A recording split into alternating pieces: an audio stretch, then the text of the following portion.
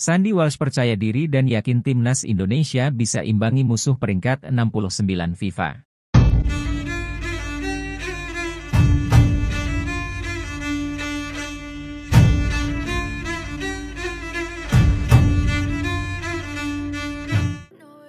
Wingback timnas Indonesia Sandy Walsh menyebut timnya punya kepercayaan diri jelang putaran kedua kualifikasi Piala Dunia 2026 menantang Irak. Timnas Indonesia dijadwalkan melakoni laga pembuka fase grup kualifikasi Piala Dunia 2026 pada 16 November 2023 mendatang. Pertandingan tersebut akan mempertemukan skuad Garuda dengan tim peringkat 69 dunia, Irak.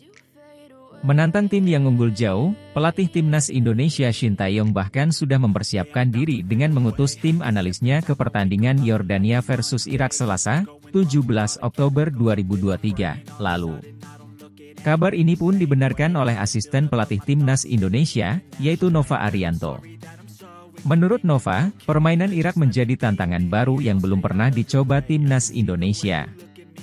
Berbeda jika dibandingkan dengan Vietnam dan Filipina yang sudah sering bertarung dalam ajang yang sama seperti Piala AFF. Tim calon lawan kita sudah kita pantau, termasuk Irak yang kita mengirim tim analisis, kata Nova. Kalau Vietnam dan Filipina kan sering ketemu di AFF ya, jadi saya pikir kekuatan tidak jauh berbeda dengan di AFF. Dihadapkan lawan berperingkat jauh di atas Indonesia, Sandy Walsh mengakui bagaimana kekuatan calon tim lawan. Namun dengan kualitas yang dimiliki timnas Indonesia saat ini, pemain keturunan itu yakin bisa tampil dengan baik menghadapi Irak. Kami akan melawan tim yang levelnya berbeda, tapi kami harus siap dan tentu kami yakin. Sandy Walsh pun menyinggung bagaimana mental yang dimiliki Sandy Walsh dan rekan setimnya. Menurut Sandy Walsh, timnas Indonesia mengalami perubahan pola pikir dalam menatap laga tandang. Jika dulu timnas Indonesia ada kecenderungan minder sebelum bertanding di kandang lawan, kini Sandy Walsh menyadari kesebelasan merah putih sudah tak berpikir demikian. Ia bahkan menyebut timnas Indonesia siap bermain penuh percaya diri di markas Irak nantinya. Dulu mungkin ada yang berpikiran, main di luar negeri sangat susah, kualitas berbeda. Kami semua berpikir ini untuk kualifikasi putaran selanjutnya, ini target kami, imbuhnya. Selain Irak, timnas Indonesia juga dipertemukan dengan Filipina dan Vietnam. Bulan November 2023 nanti Sandy Walsh dan kawan-kawan tak hanya berduel dengan Irak tetapi juga Filipina pada 21 November 2023. Shin Tae-yong bekerja dalam diam, sudah siapkan 3 penyerang mematikan timnas Indonesia. Pelatih timnas Indonesia, Shin Tae-yong, mempersiapkan lini serang skuad Garuda dengan matang. Seperti diketahui, posisi striker jadi masalah bagi Indonesia dalam beberapa waktu terakhir.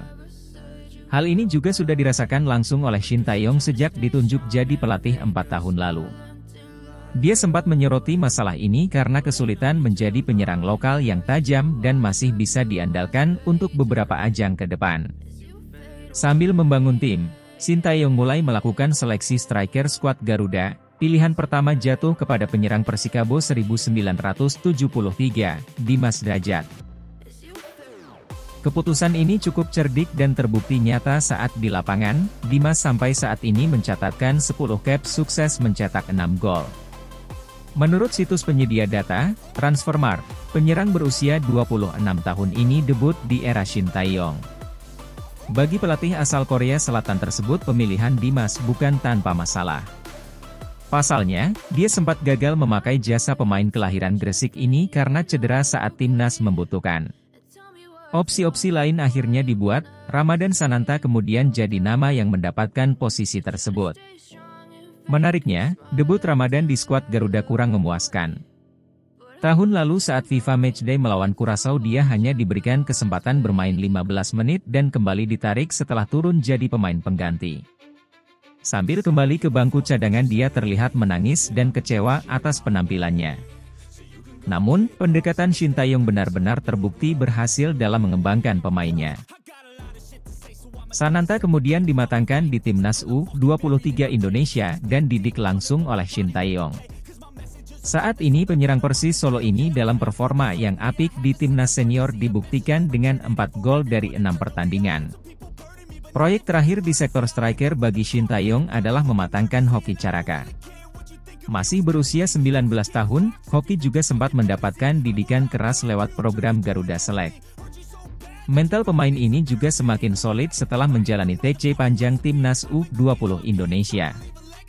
Setelah TC tersebut, dia kembali ke klub dan mulai menunjukkan kapasitasnya. Bersama PSS Sleman musim ini pemain asal Gunung Kidul ini menyumbangkan 2 gol dari 13 pertandingan. Hal ini tentu tidak bisa dipandang remeh karena sebagai pemain muda dia harus bersaing dengan pemain termasuk mencuri posisi Evan Bohashvili dari tempat utama. Dengan tangan dingin Shin Tae-yong, 3 striker lintas umur ini mulai dimaksimalkan karena mereka akan dihadapkan dengan turnamen penting selanjutnya. Terdekat Timnas Indonesia akan berjuang di putaran kedua kualifikasi Piala Dunia 2026 zona Asia.